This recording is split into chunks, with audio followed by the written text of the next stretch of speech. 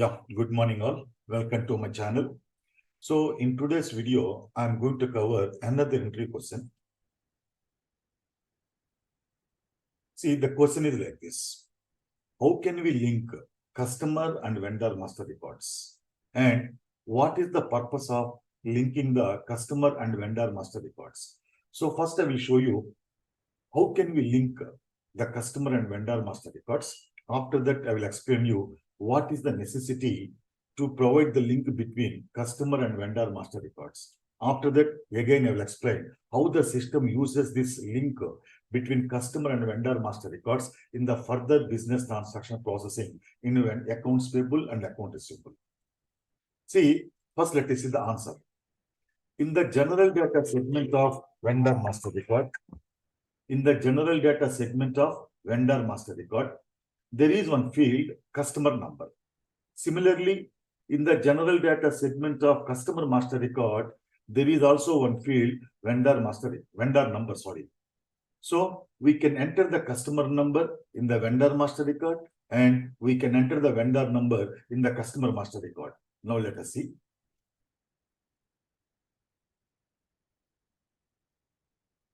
So first let us go to the vendor master record.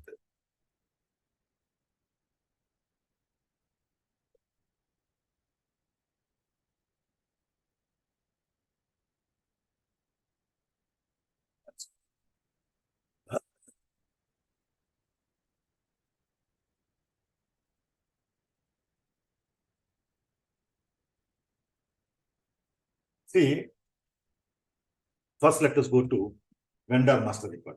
Already we have created some vendors, right? So let us go to the one vendor master record, XK02. Change vendor master record. Now, you know, every vendor master record contains the data under three segments: general data segment, company code data segment, and purchase data segment. So you give your company code, SSMN, vendor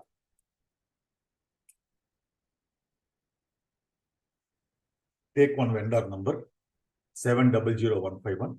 Then in the general data, you have one data control data tab, right? So under you select control tab under the general data, click on enter. See here, you can enter the customer number. Okay. Similarly, if you go to the customer master record, again, you know, the customer master record contains the data under general data segment, company code data segment, and the sales data segment, right? So this vendor field and customer field is available in the general data segment of vendor master record and customer master record. So company code SSMN, customer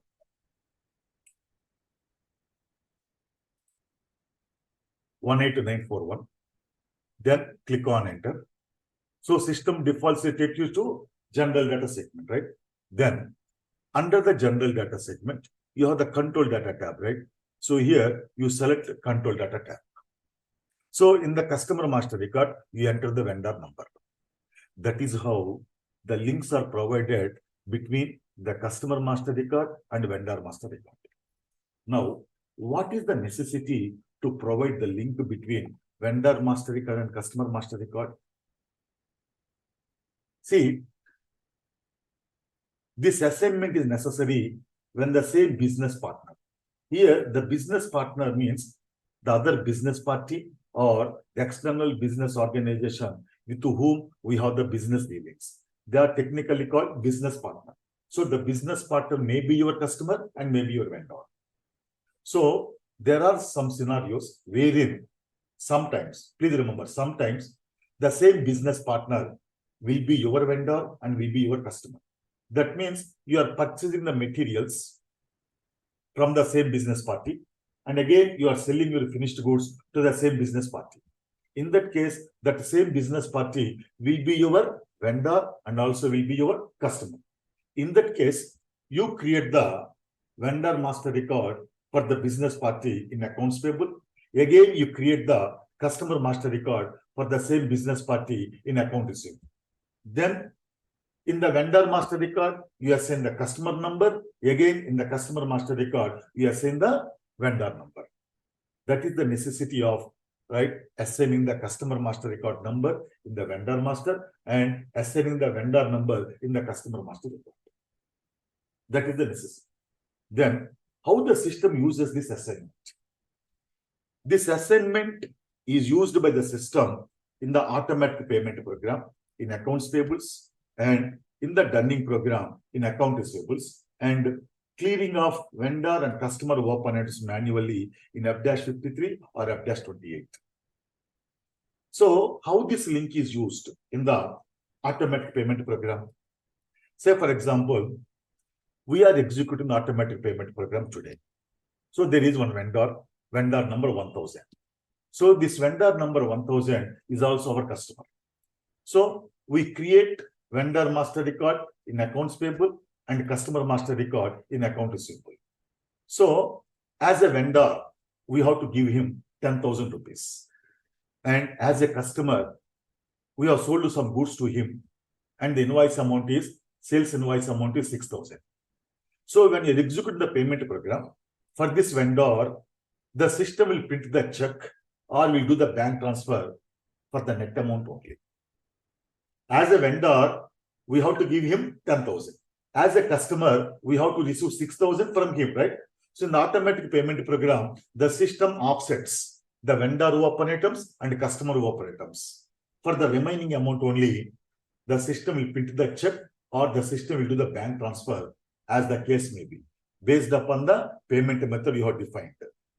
That is how the system uses this assignment in the automatic payment program. See, in the case of automatic payment program, the system clears the open items against the vendor open items, and for the remaining amount, if any, the system prints the check and do the bank transfer accordingly. Similarly, in accounts receivables, in account receivables, we have the dunning program. You know, the dunning program is used to print the dunning reminders for the overdue items of the customers, right?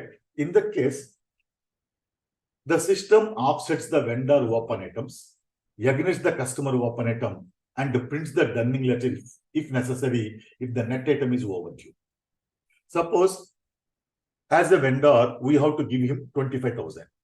But as a customer, you have to receive 40,000 from the customer, right? In that case, and the sales invoice is overdue. The sales invoice is overdue, right? Then, when you are executing the dunning program, the system offsets the vendor payment. Vendor open item 25,000 against the customer open item 40,000. So, what is the net amount? 15,000. So, for this net amount, the system will print the dunning letter. That's how the system uses this assignment. And this is very much necessary. Please remember, this is very much necessary when the same business partner is your vendor and customer. Right? So, this is the answer to your interview question. How can we link the customer and vendor master records? And what is the purpose of linking customer and vendor master records? You just have to remember these points and you have to spell out these points in your interview. You need not explain all these things. Okay? Thank you. So, see you in another video with another interview question. Right? Meanwhile, please subscribe to my channel.